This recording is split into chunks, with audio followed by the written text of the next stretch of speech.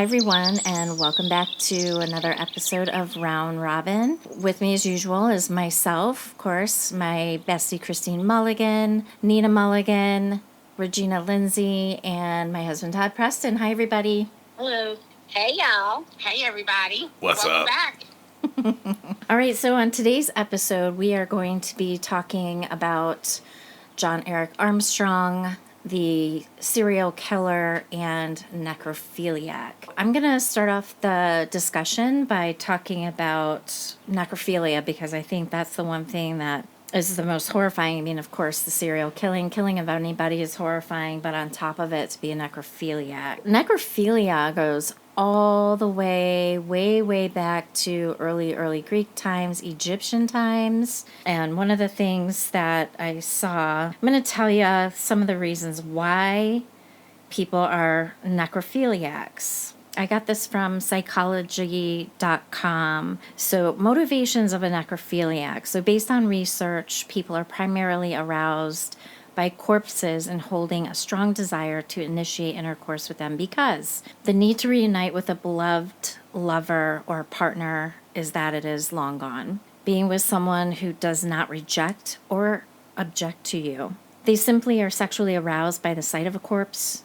They wanted to defeat their loneliness and seek comfort. They liked having power over someone. So aside from these motives, other motives were less prominent. Among them are their fear of the opposite gender having command hallucinations, wanting complete power. And according to Erich Fromm, necrophilia arises because an individual wishes to compensate for the absence of self-identity. And this also arises as the individual tries to overcome the lack of authenticity, something that Christine talks about and Nina talks about all the time. So even back like in the Egyptian days when there's a couple of interesting facts here. So like if a family would lose like a mother or their daughters or something like that, because of the fear of necrophilia, they would actually hold on to their corpses until they were decaying and rotting before they would hand them over to be embalmed. And I think that's just crazy. Another thing that I read was that there's something to do with the olfactory senses. So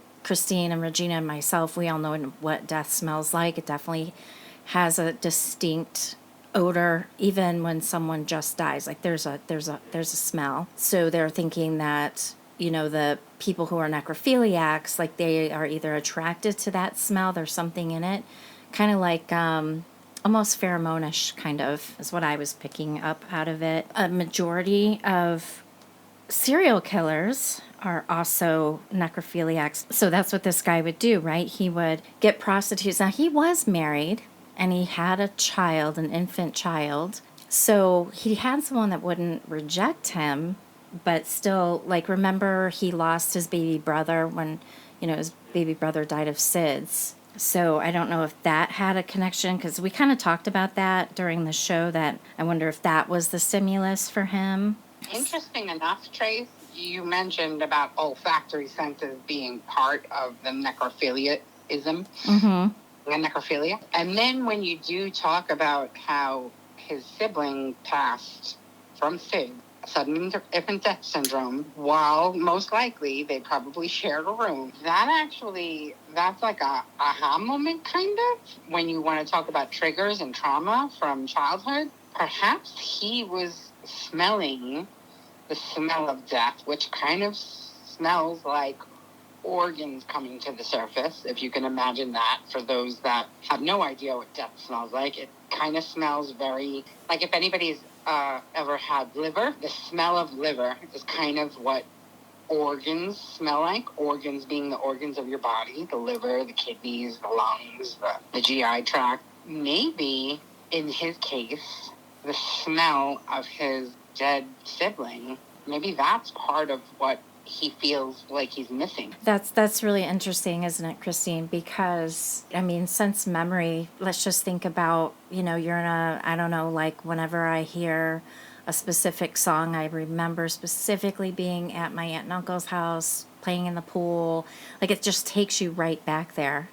That sense memory is really something incredible. Yeah, and I haven't listened to our original podcast on this topic in a while. So I'm not sure if we talked about it originally with the original podcast. I think we thought about it. I don't know if we talked about it on recording or if we talked about it sidebar, but we did say, what if the possibility that he murdered his sibling when he was a child himself? And that kind of plays into what he did as an adult also.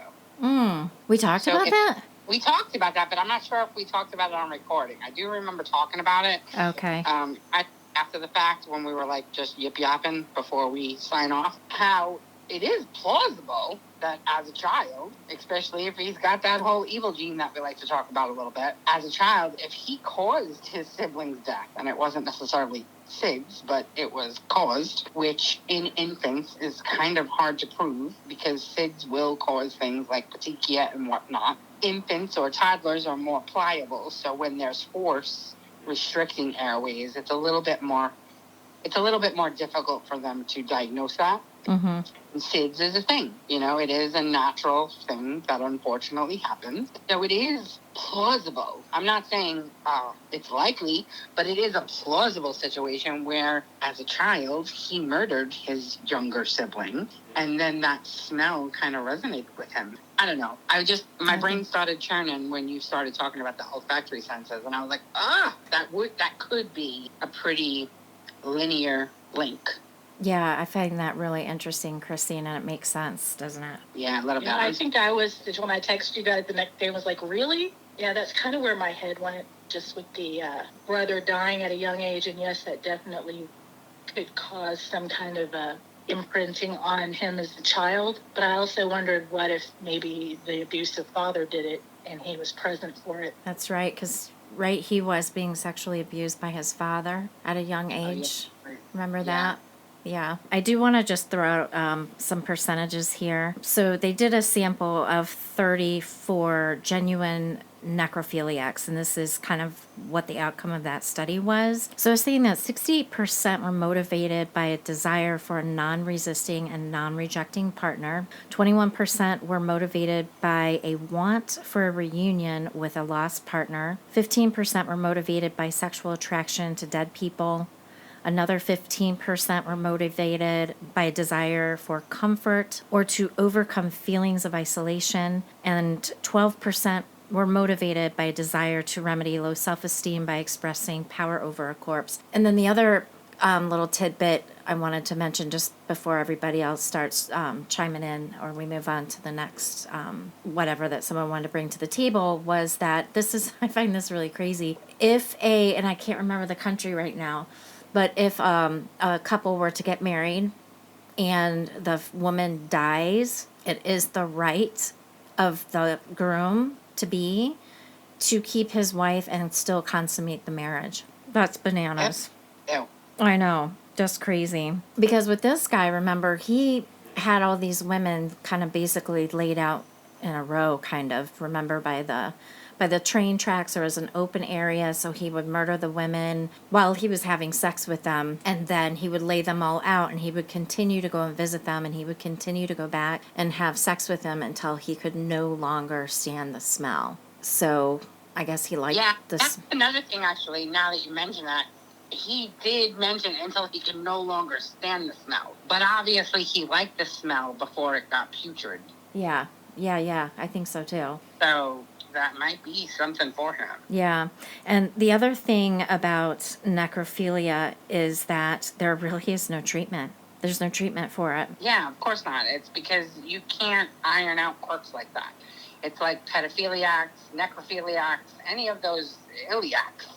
Not the actual iliac, but any of those that end in iliac, there's no treatment for it because that's just who they are.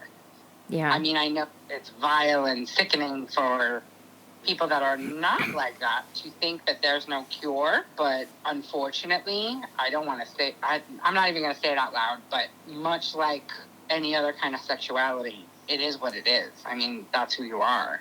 So there's no cure, so to speak. Even though I hate to even put that together, unfortunately it is together in the sense that it's a preference.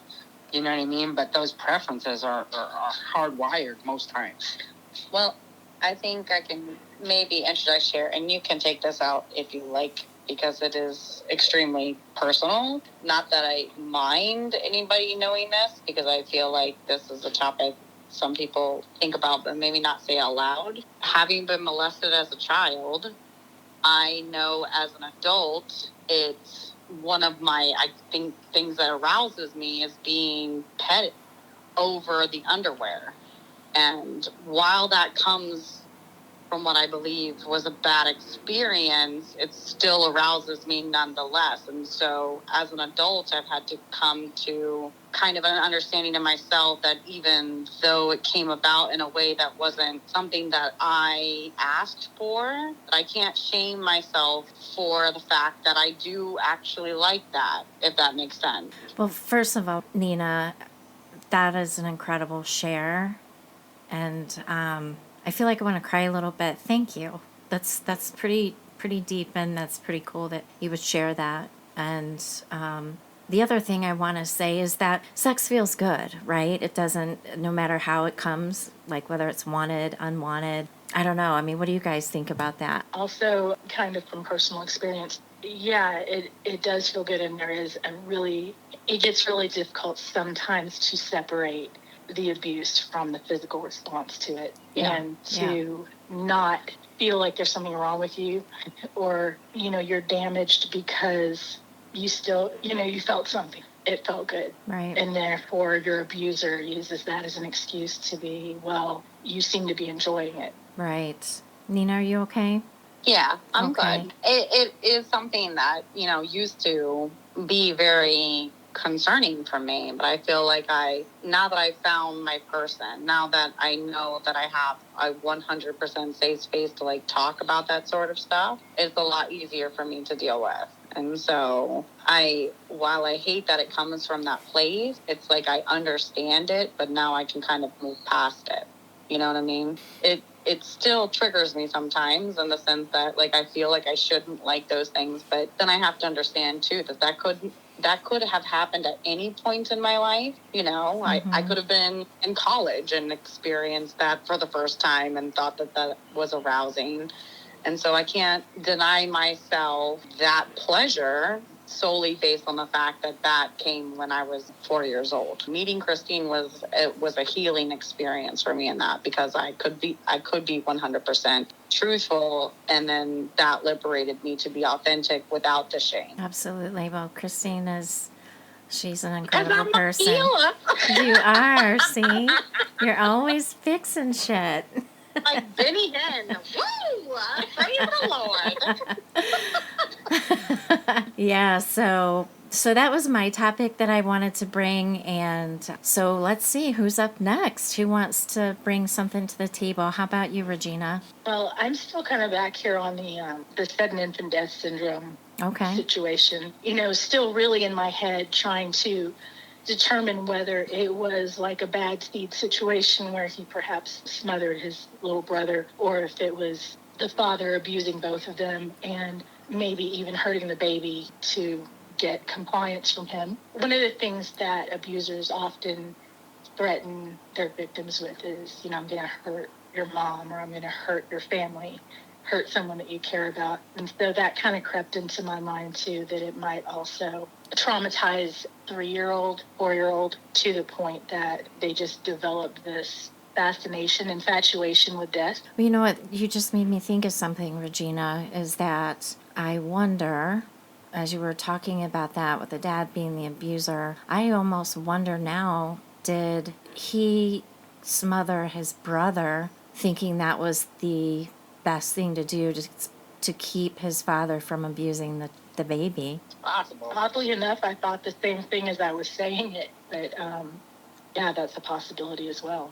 Like it's mercy killing. Yeah, wow. Yeah, but then he continued to do it as an adult, so maybe he thinks because that is the way he ultimately murdered these women, was asphyxiation.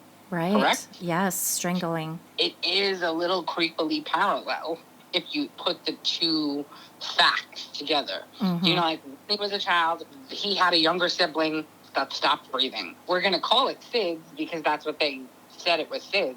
But then this same child that had a sibling stop breathing and stop living, he then grows up, asphyxiates women, and then makes love to them, technically. Mm-hmm. There is a weird, creepy kind of parallel, psychologically speaking. But of course, we're completely inferencing. We're completely woulda, coulda, shoulda, maybe, possibly. It's plausible.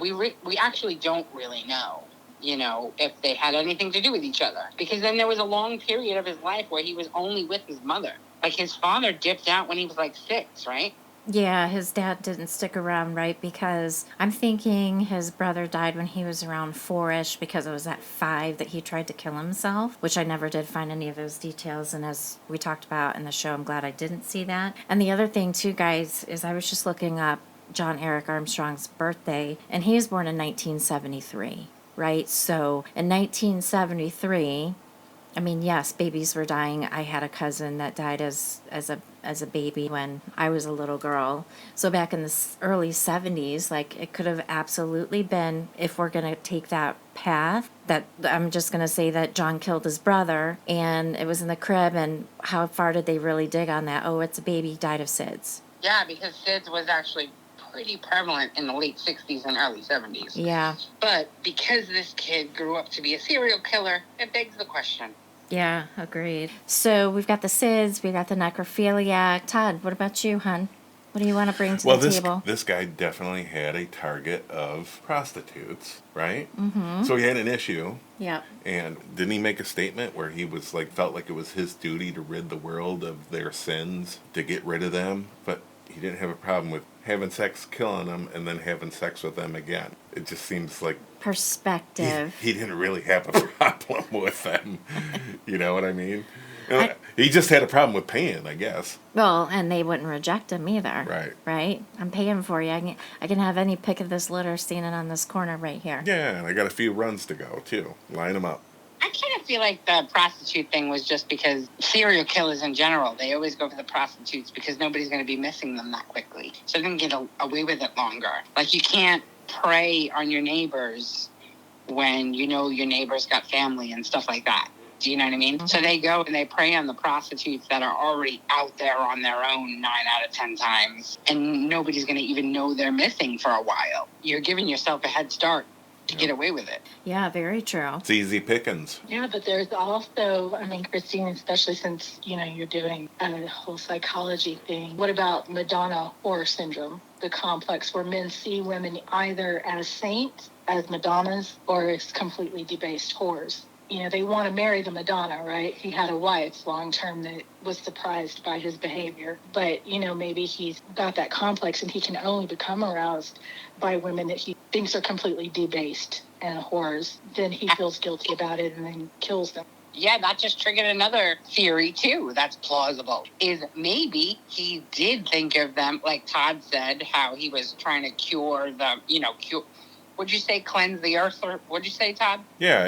Like, rid the earth of their sins. Yeah, rid the earth of their sins. So maybe he had, a God complex where he was ridding them of their sins. And then when they were asphyxiated and deceased, then he got aroused and then he would have sex with them. Well, he did both, remember, because he would actually pay for the sex, like they were actually in the act of having sex, right? And they're on top of him, and as he's having sex with them, that's when he would strangle them. And he would completely get off on that. But then, yes, he would, I don't know if he had sex with them right away again. I think more so that he just would come back and visit them at another time. So he was actually in the act of having sex when he would strangle them to death. And it was that as they were dying, that's when he would ejaculate. It was like the pinnacle for him. Well, the other thing that I was thinking, to go along with what Todd said about cleansing them of their sins, perhaps that even ties into the strangling them while they're having the initial sex. But then he comes back to them and does the necrophilia stuff with them because now they're cleansed. In the story, it doesn't... Well, he never had the opportunity to come back, right? Because he was in the Navy. He'd disembark, go find a hooker, have sex with them, kill them, probably the same exact MO, because I don't think they really changed how they are doing their killing.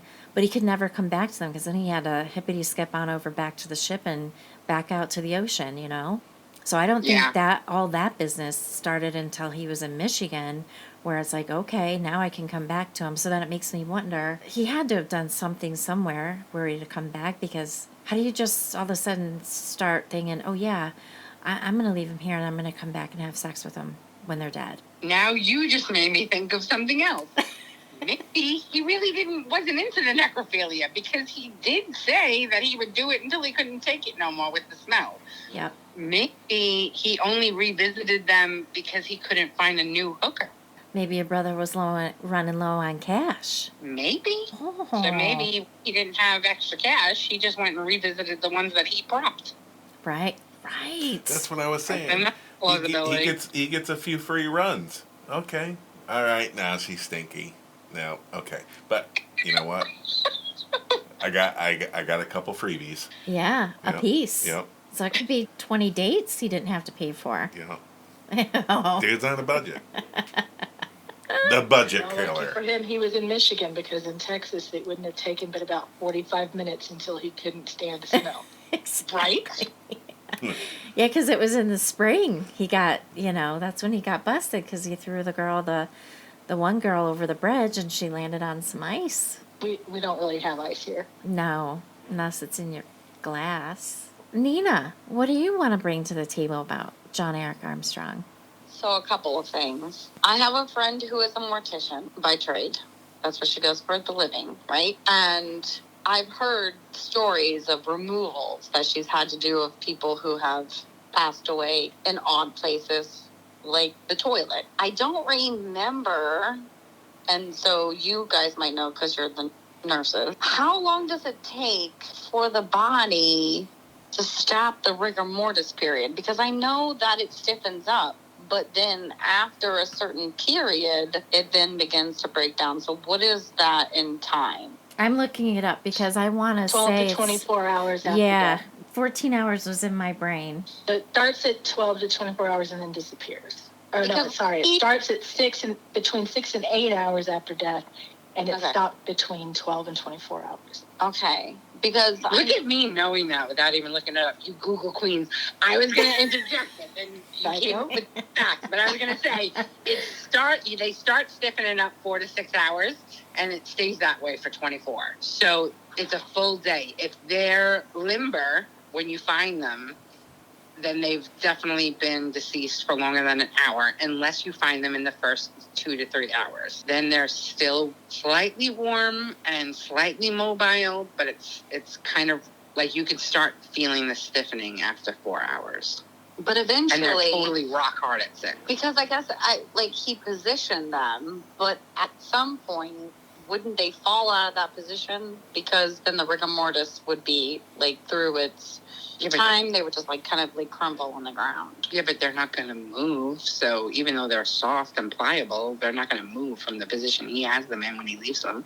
That's just so weird. It is weird. The whole thing is weird. Hello, we're talking about necrophilia. It's just weird. It's so weird. I don't even know where to go with that, because I can't even wrap my mind around why that is arousing at all. From the mortician side, and I bring that up because I find it fascinating that he said, you know what, I will do it until I can't stand the smell anymore. But if you ask a lot of people who are in the funeral business what humans smell like when they're cremating them, it smells like barbecue. So, Oh, you know, no. it's like the opposite. I don't understand. How long were he keeping these girls? How long was too long? And how do you determine that? And I feel like that is just super cumbersome. And why would anybody goes through the rigmarole of doing that? It just seems super weird to me. So I don't even know how to approach it. And I can't even tie that back to his childhood. It's so in the opposite direction. You know, I can understand if he grew up to be a pedophile. I could understand that as being molested as a child. But to the whole hookers thing and the cleansing of the earth and, these sorts of ideas that he had, I don't get that. I don't understand where that comes from. And I don't understand how, as a human being, you get to that level other than the fear of rejection. And I feel like I can understand that perspective of it, the necrophilia. And, you know, if your ego is so small that you feel like you need to murder people, then obviously, yeah,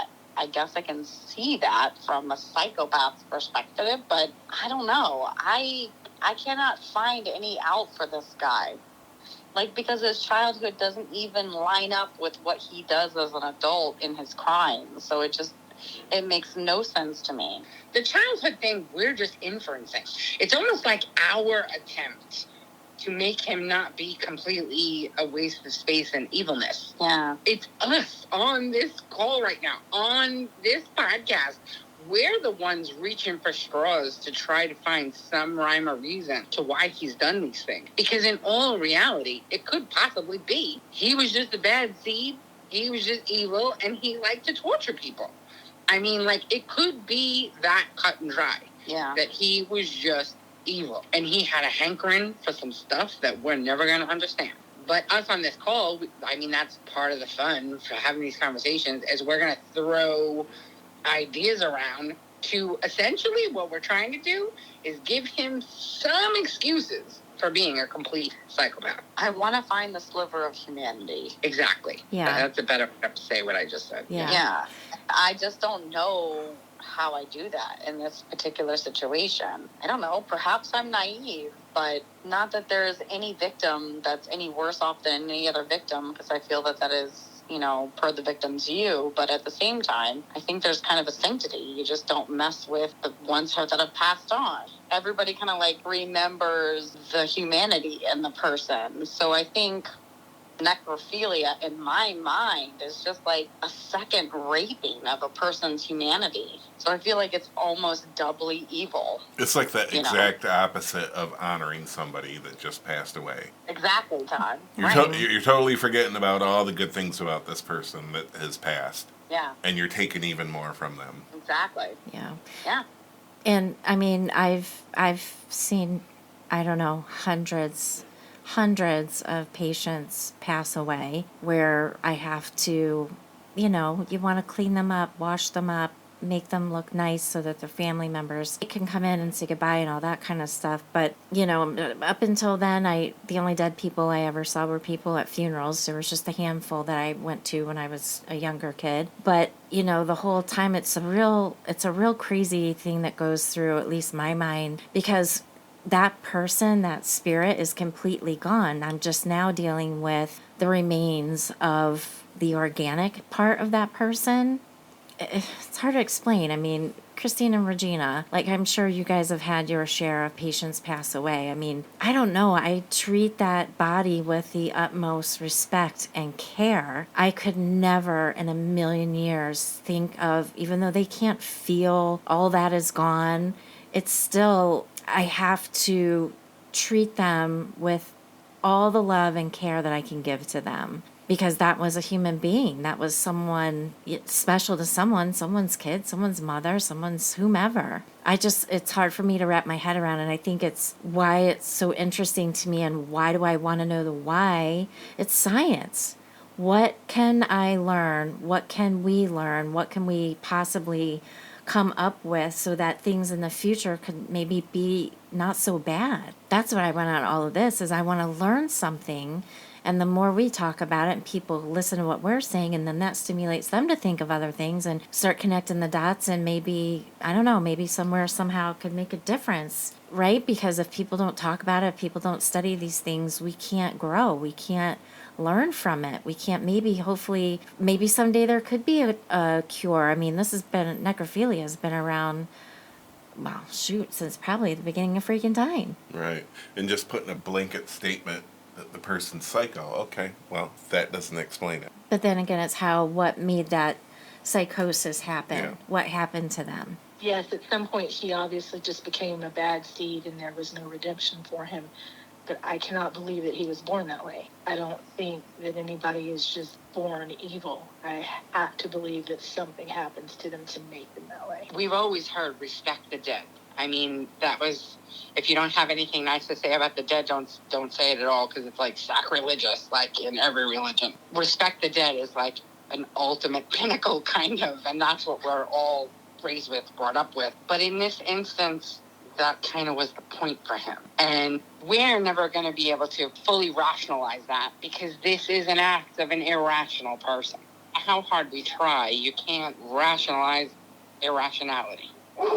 And your dog agrees. Yeah. Right! Right! I might leave that one in there because that was perfect.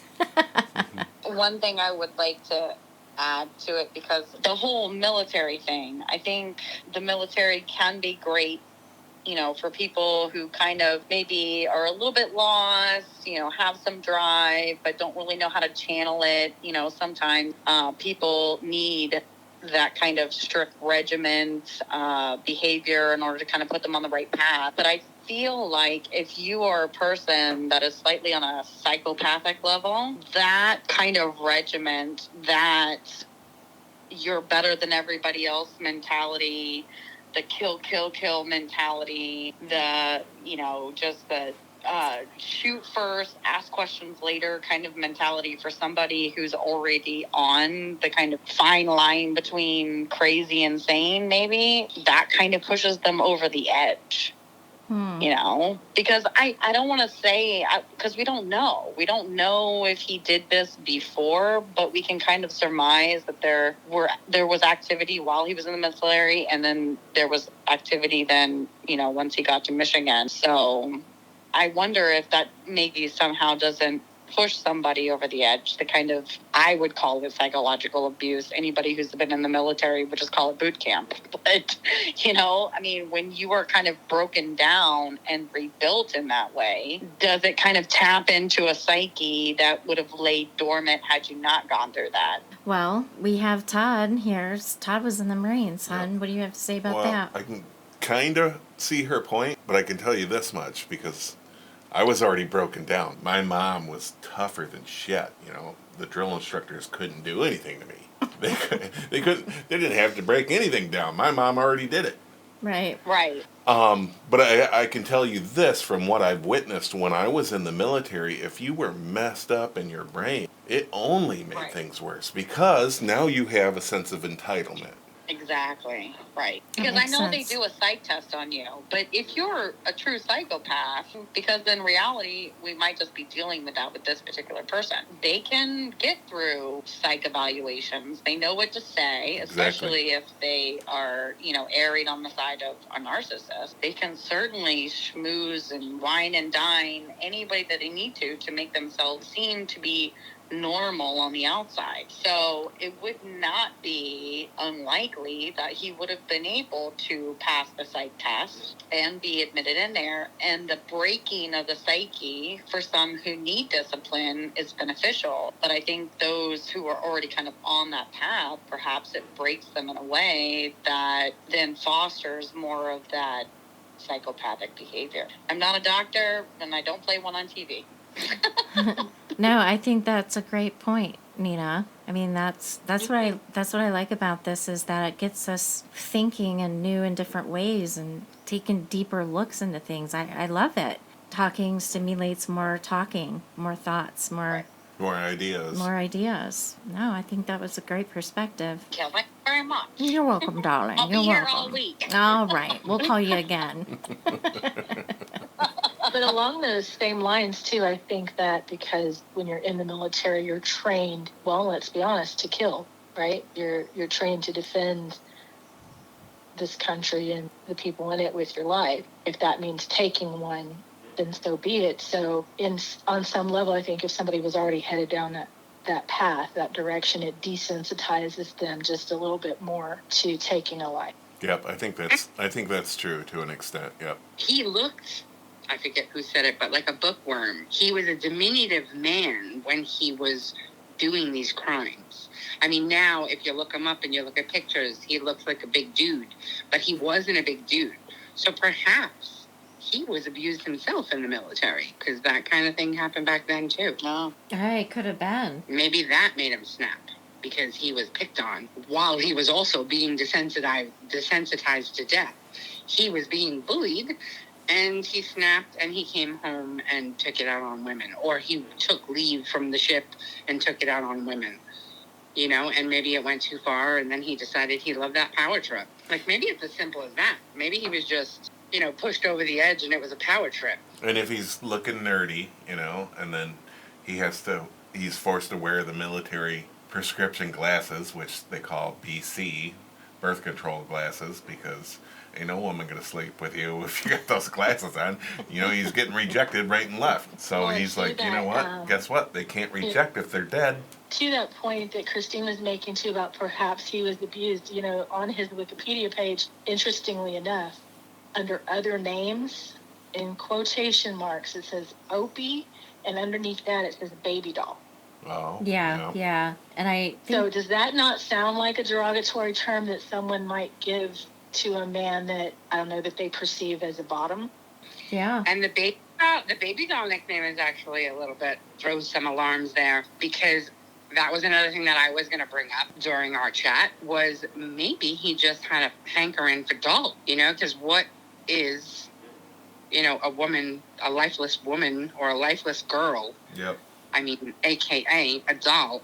And I also wanted to bring into the conversation how, I don't know if they still make them, but I know, like, I want to say in the 90s, like on the HBO After Dark shows and stuff like that, and they were kind of sexually based, but it was never actual, like, pornography, but they would do, like, mini documentaries, but it was like a series, and they would go into, like, manufacturers of sex toys and whatnot, and then they were those lifelike dolls that they were making, and they were adding voices to them and stuff, but they were basically just inanimate women. They were just inanimate figures of women, aka dolls. So there's also that aspect. Like, there's a lot of people out there that bought these dolls that, in my eyes, and I said this back then when I saw this show, I was like, essentially, these are necrophiliacs. These men, and I guess women probably, that are having sexual acts with dolls. I feel like Sure. that's more of a social anxiety thing. I think that's more fear of rejection. But I think it's also somebody who wants to be dominant over somebody, who wants to get, like, rapey, but not rape. Yeah, but it's still an inanimate female body. All right. Well, you know what? We didn't get him figured out, but we figured out a few things, I think. He's a He's psychopath. a psychopath. That's it. Sometimes that's it. Sometimes evil is evil and psychopaths are psychopaths. All things being equal, the simplest explanation is the correct one. You guys, that was another great conversation. Thank you. Thank you, everyone. With this being Wednesday's show, don't forget to come back on Malice Monday. Thanks for listening, everyone. Bye. Bye.